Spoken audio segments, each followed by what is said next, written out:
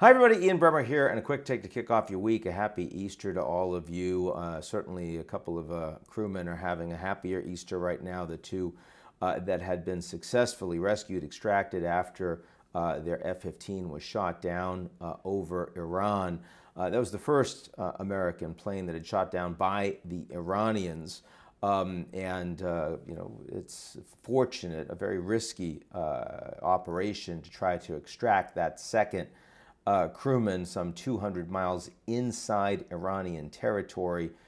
Certainly could have gone much worse, and unfortunately, no American servicemen, women injured, killed in getting them out, and they're now both on their way home, and we can all be thankful for that. But this is all only getting more challenging. These were the first known ground operations in the war so far. I have heard about smaller scale commando operations in the first weeks of the war. Unclear exactly what they've been about. We haven't seen public reports of it.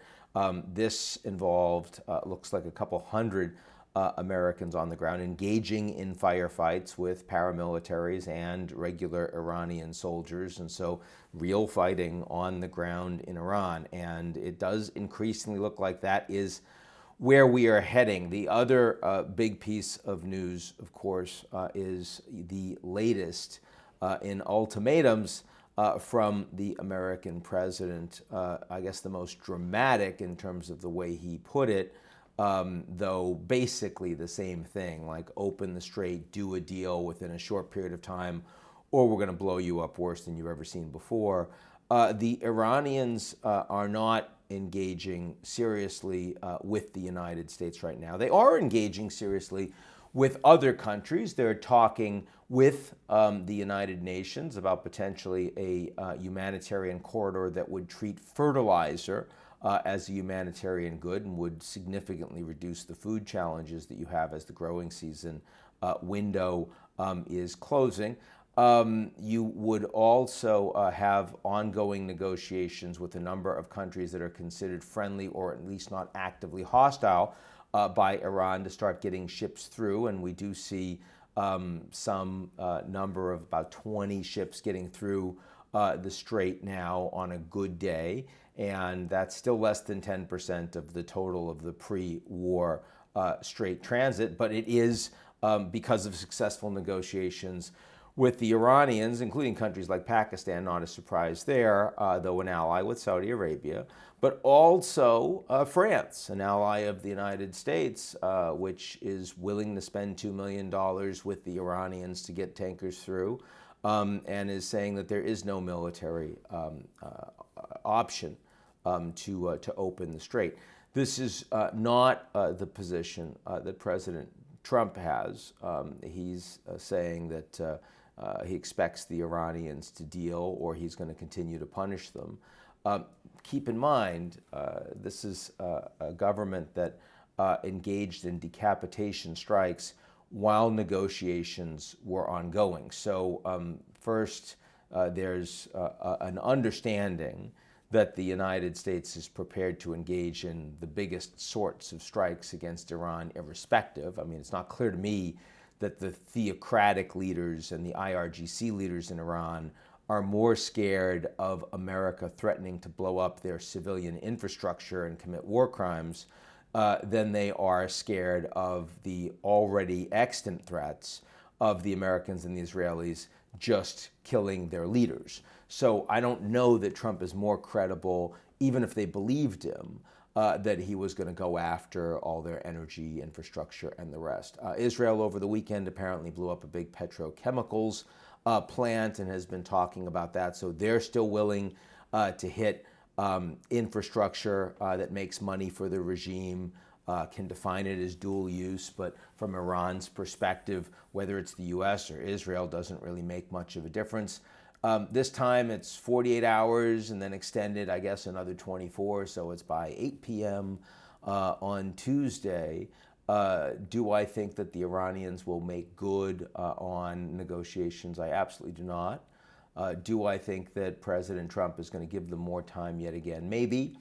But what I do know is that as time passes, Number one, more American troops are arriving into the region, and the third aircraft carrier strike group coming in by April 15, 16 now, and that's the USS Bush. We're going to have about 12,000 additional troops in region by then that can be used as ground forces. I think the likelihood that this occurs is only going up by the day. I also think that the impact economically, of course, continues to expand dramatically. There's still lots of oil that's getting out away from the strait, specifically Saudi Arabia, some 7 million barrels a day going through the Red Sea out of their port facility in Yanbu. That is not getting hit by the Houthis. No one is threatening it right now, so that's super helpful, since that means that you have a lot less disruption than you otherwise would have. But the strait continues to be effectively shut, except for the Iranian tankers 5 weeks in and the small number of ships that are paying the Iranians off. And so the reality is, either the Americans engage in very significant economic and military escalation. When economic, I mean shutting down the Iranian ability to continue to make money from their own oil export and transit.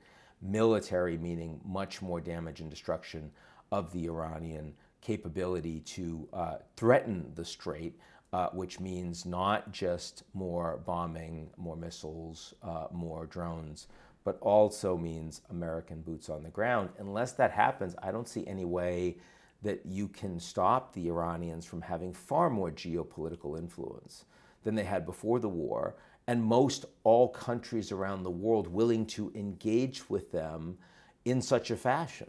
So whether or not you think the Iranians are losing this war and about to capitulate, most other countries in the world don't think that. They think the Iranians are more influential and they're prepared to deal with them. They're voting with their wallets because they're facing this economic pain. They weren't in favor of the war, and they're willing to pay the Iranians off. So that is the reality of most of the world right now. I certainly don't think it's acceptable to have an outcome where Iran controls the strait, but I also see no way for the United States to prevent that from happening in the near term. And that is precisely why Trump is so angry.